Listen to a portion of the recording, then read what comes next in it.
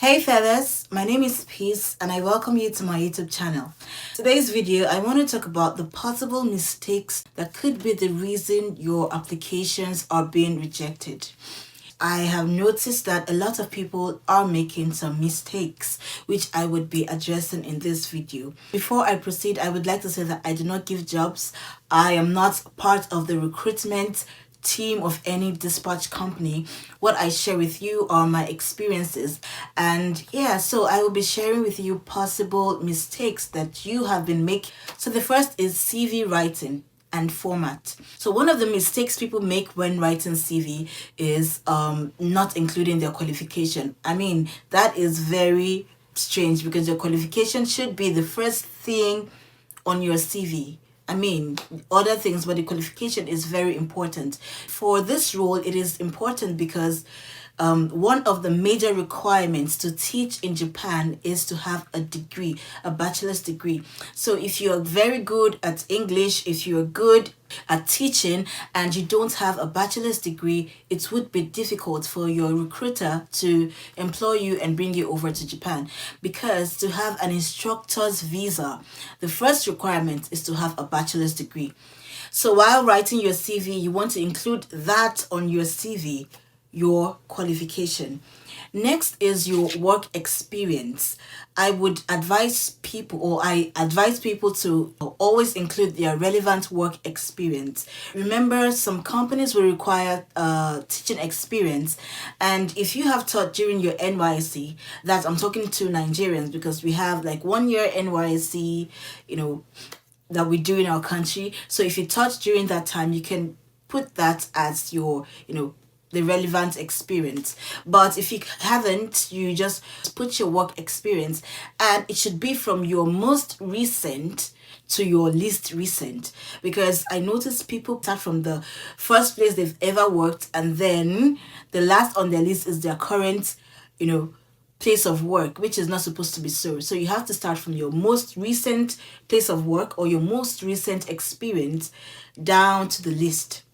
Very important. I'd also advise to make your CV as simple as possible, and if possible, not more than a page. That just very simple. Also, please do not include the pictures of any student on your CV. So what I'm saying is from experience, like what I have seen people do, attaching pictures of themselves in their places of work, especially in the classroom, with their students, as like maybe evidence, something like that. But that is totally not necessary. The only picture that should be on your CV should be your picture. That is, if you're using your picture, like your profile picture. Every other picture doesn't need to be there. And this is important because in Japan, taking pictures of students, it's a big deal, especially without the consent of their parents. It's a big, in fact, taking pictures of anyone and posting it or sending it to someone or something, it's a big offense. So if you are applying for a job and you're attaching pictures of, your students or, other people on your CV, it's actually a red flag. You're actually giving the recruiter the impression that you're going to do the same when you come to Japan. So that could actually make them reject your application. So the next is cover letter and essay writing. Some companies would ask you to write a cover letter. Some would ask for an essay on why you want to live and work in Japan. And others may not need any of these. So if you are asked to write a cover letter or an essay, ensure you make it as professional as possible. Remember that they are trying to assess your proficiency in English too, like how good you are at writing. So ensure there are no grammatical errors. You have to be mindful of your punctuations, your paragraphs, and all of that. Also remember that a strong cover letter or a strong essay would prompt an employer to invite you for an interview. So make it as convincing as possible. And if you're using an AI tool to, draft your cover letter or your essay, as I see most people do, ensure you modify it. I mean, do not copy and paste. Try not to copy and paste. I mean, If everyone is copying and pasting the same thing and applying for the same position, they're going to reject your application. That is a fact. So if you read an article that is very interesting, you would assume that the person that wrote that article is fluent in English, right? So you want to make your cover letter or your essay especially very interesting. Personalize it, explain why you want to live and work in Japan. You can use those AI tools to help you structure your sentences, but copying and pasting directly is not advisable at all. And it's very easy for one to tell when something is copied and pasted from an AI tool. So you don't want to give your employer that impression that you cannot write an essay. Try to modify the samples you get from these apps. Now I want to talk about interview questions, like the possible way you may have been answering the questions wrongly. So, and this is from my experience, well, not really experience, this is from the feedback I get from people, and more than two people have told me the same thing when it comes to questions about bringing your spouse. When they ask you, are you coming alone?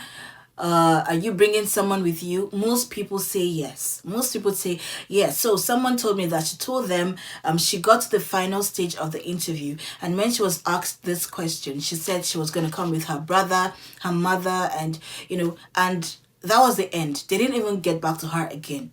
That was the end of the interview. So from the feedback I get, it is safe to say it is not really advisable to tell your employers that your prospective employers that you would be coming to Japan with your spouse or your children, because it could reduce your chances of getting employed. And this is because although it is impossible for you to move to Japan with your family at the same time, I have explained that in my video on how to move to Japan with your spouse. I explained that one person has to come here to apply for the COE for the other person, that is your partner or your dependent. Giving the recruiters the impression that you are coming to Japan with your family, your husband, it's just gonna discourage them, because this is not an English speaking country. Now, this is my opinion though. This is not an English speaking country, and you have to find your feet. You have to understand the system before you bring someone here. So if you're coming here with your child and your wife, it's not going to be easy. The language barrier is enough to stress you. It's going to affect your work somehow. I believe that is their fear. So they want someone that can concentrate on their work. So telling them you're coming with your family, your grandmother, your grandfather, no. It could make them not to give you the job. So you have to be smart. If you're being asked if you're coming with your spouse, or that is if you're married, just let them know you're not. And let them understand that you intend to bring your family after you've settled in Japan. After at least a year, you may bring your family. Also tell them you would like to concentrate on your job and learn the job and understand the system in Japan before bringing your family. But you would ensure you keep in touch with your family. Just give an answer like that. So, they know that, okay, this person is ready to work and is not going to be distracted. The teaching contract is for a year. And after a year, you can decide to renew it, or to, go back home, or to move to another company or something. So if you are bringing your family after a year, then that is even the best thing to do, because by then you are in Japan, you understand the system, and yes, they won't be afraid that you're going to be distracted, something like that. So like I said, this is my opinion. The next thing I will talk about is frequently asked question. Which is the best prefecture? Where is the best place to live in? I have not lived everywhere, and I cannot categorically tell you which is the best place to live in. But I know that the most expensive city is Tokyo. Although there are more opportunities as regards, job opportunities, like full-time or part-time jobs in Tokyo, there are a lot. And of course, you get to meet more foreigners, you have more options when you live in Tokyo. But the cost of living in Tokyo is high. Okay, some people don't mind, some people can afford it, some people just want to live in the city where it's bubbly and where they can meet other foreigners, you know. Fine, if this is what you want, then you can choose Tokyo. I know of Tokyo, I mean, everyone knows that Tokyo is actually expensive. If you want to live in a place where you can save some money, you know, where the cost of living is not so high, the rural areas are where you should stay. I mean, those are the places you should choose when filling your form. But I do tell people, do your research, know where best suits you, and yeah, make your choice. For me, I ticked anywhere. I told my company they could send me anywhere, though it's not totally safe to do that, you know. But where I was posted to is a good place. I enjoy where I stay. It's peaceful. Yeah, it's just peaceful. I mean, yeah. So it all depends on you. Do your research. The next is driving.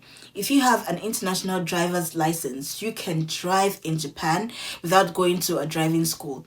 But if you don't have, or if you cannot drive, you would have to go to a driving school that is expensive. Not even that is expensive. Most of the driving schools here, the language of instruction is Japanese. So if you don't speak Japanese, you might find it very hard. I mean, that is why I haven't learned how to drive yet, because I still have to learn Japanese to some extent before I enroll. So if you cannot drive, I would advise you to start learning how to drive. That is, if you're planning on coming to Japan, go and start learning how to drive and get a driver's license.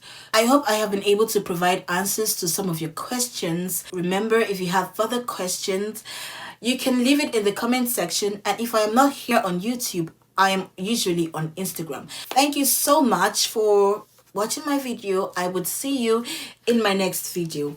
Bye for now.